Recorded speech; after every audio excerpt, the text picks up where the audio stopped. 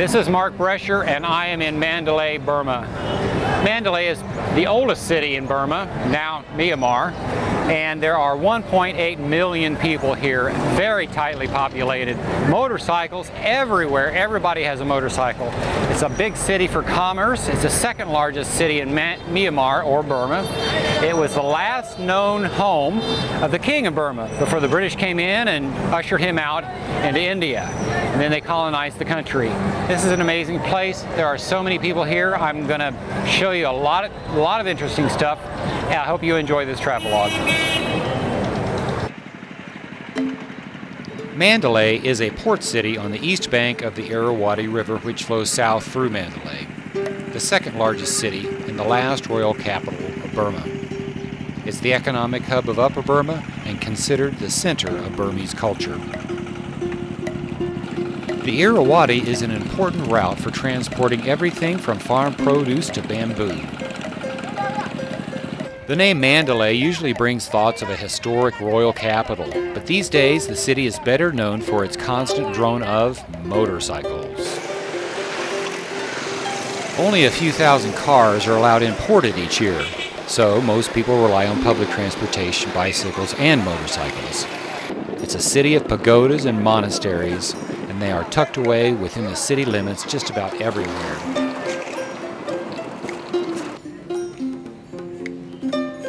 Mandalay is Burma's center for Buddhism, having over 700 pagodas, and at the foot of Mandalay Hill sits the world's official Buddhist Bible.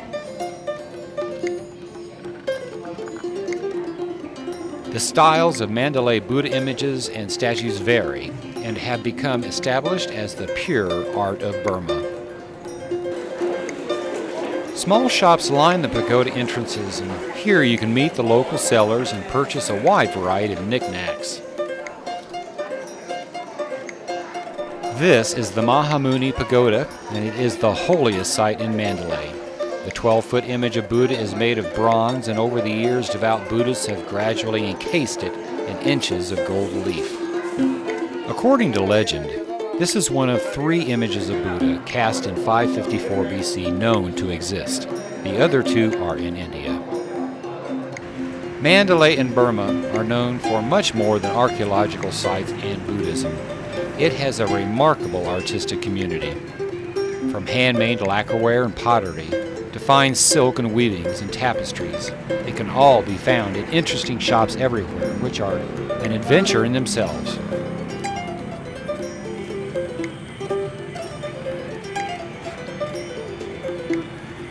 These women are working on a tapestry, and as you can see, all stitched by hand, taking weeks and weeks to finish. Burma is known today for its traditional silk and cotton weaving skills that date back hundreds of years.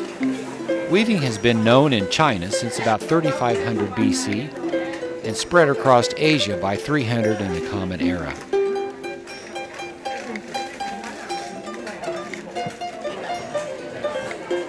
Another thing Mandalay is known for is food, and you can find just about everything you need in these open-air markets.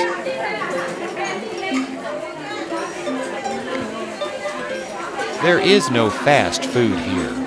This is the Burmese version of a food court. Fresh produce cooked right before your eyes, just the way you want it. Shopping in Mandalay is an adventure, and you can spend most of the day just sampling all the tasty foods around and get to know the most interesting people.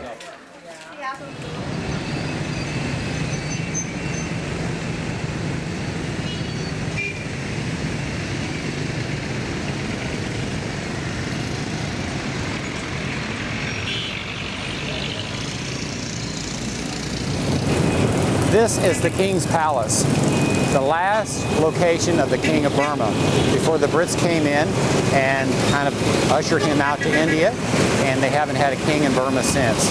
This is kind of an amazing place. These walls were here to defend almost through hundreds of years of aggression and challenging tribes coming in through here, and during the Second World War, they defended themselves against the Japanese. The Japanese came in and tried to take over Burma, and Burma made a really good deal with the Brits. The Brits came in to help them out, and they drove the Japanese out. There was a lot of damage in here, however, and I'm going to take you in and I'm going to show you the temples, all made of teak wood. The amount of hours, the amount of workmanship is incredible. It took years and years, and I think you'll see when you see my footage. This moat, 2 kilometers long this way, and 2 kilometers long this way. It is quite a feat of engineering for the time. I hope you enjoyed this. This is going to be nice.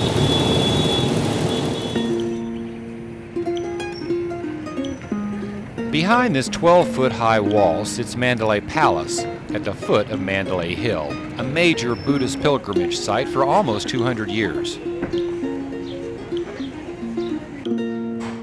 There are 2 parts, the old and the restored. The old includes Xuanandao Monastery, a former part of the palace. The handcrafted teak workmanship is remarkable. You would not believe how long it took people to do this. It's hard to imagine how much work it took over years to achieve this kind of architecture. The Mandalay Palace was constructed in 1857 and was the primary residence of King Mindon and his son Phibao, the last 2 kings of the country. The complex ceased to be the royal residence in 1885 when the British invaded Burma, took the palace and exiled the royal family to India. Xuanandao Monastery is famous for its intricate wood carvings. It is the single remaining major structure of the original wood palace today. Actually, it's much older than that. It was part of the old palace and moved piece by elephant to the current location in the palace citadel by King Phibao in 1880. This is the Great Hall where the king would greet visitors and entertain. The Great Audience Hall was built to impress, and this was done by intricate carving and gilding much of the wooden surfaces with gold.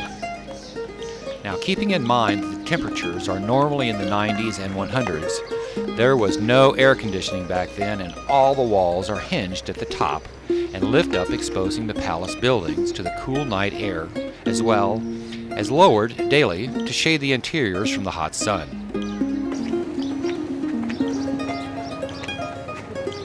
Sadly, the fate of all this craftsmanship once again fell victim to invading forces in World War II. The Japanese had taken over the palace from 1942 to 1945 and used it to house their troops and their ammunition. There were only 3 buildings left standing after the Burmese and the British fought to retake the palace in 1945. Every building in the citadel, except those 3, were rebuilt during the 1990s. Great care was taken to rebuild the palace to be exactly like the original.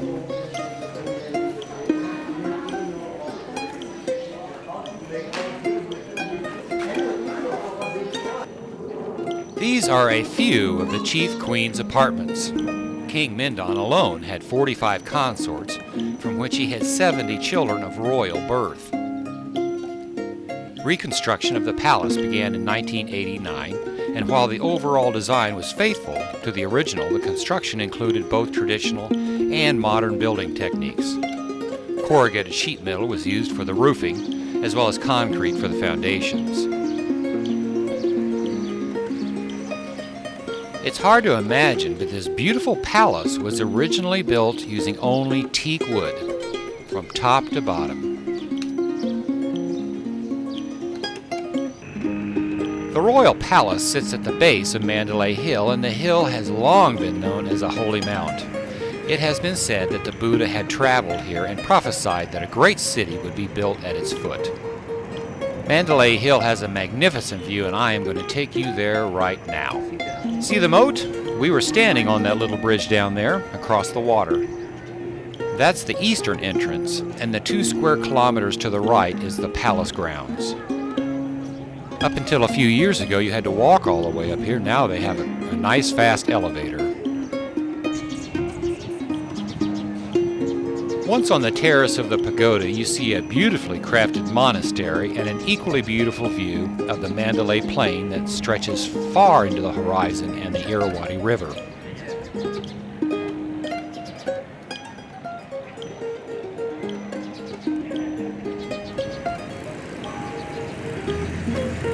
Well, we've made our way back down from the hill to the northeastern corner of the moat, and it's just in time to catch the sunset. I hope you have enjoyed this quick trip to Mandalay, one of the most interesting travel adventures yet. Thank you for watching, and please join me again on another one of my travelogues to somewhere that we have never been.